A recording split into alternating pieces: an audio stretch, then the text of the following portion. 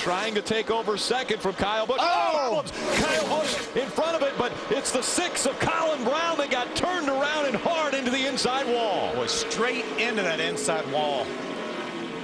Wow, just in front of this truck was the 51 of Kyle Busch.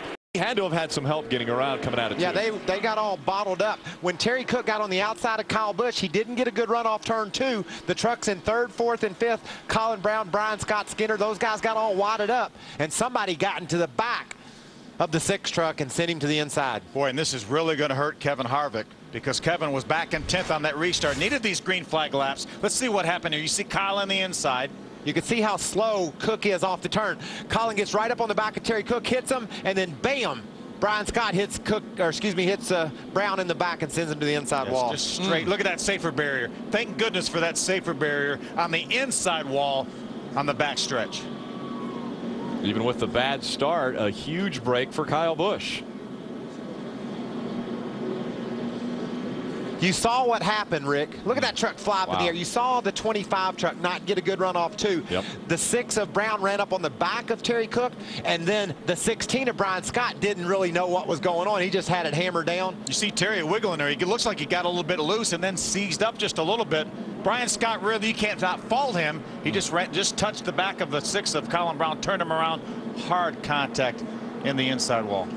Let's take another look from the very start of this race. Now check it out. I think Kyle Busch's truck stumbles, which makes me wonder, will it ever have enough gas to get to the finish? It goes fine right there. Then all of a sudden, it just stalls right there. Terry drives around on the outside. Then the fuel picks back up in the 51 truck. He's going to drive up to the inside. Now look at the distance. The 6 closes on the 25. He comes right up on the back of the 20, hits the 25, but then gets hit by the 16. I'll tell you what, the 5 of Mike Skinner hit the 16 into the 6.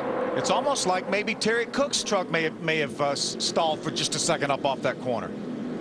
Watch this. What a hard hit. Look at how that safer barrier spreads out that impact. It takes time. It takes and stretches out how long it takes for that truck to reach its maximum impact. And that was a great illustration of what a wonderful invention the safer barrier is. And how about the front end of that truck crushing in, so it absorbs some of the Watch this now.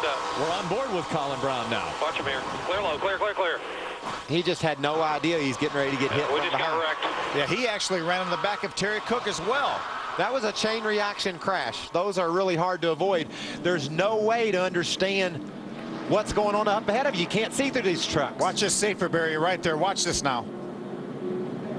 Look at that thing give, Michael. Look at it give. Oh, that makes me smile. Makes me so happy. That thing moved in probably at least a foot. Yeah, and did you see it spread out? Yep.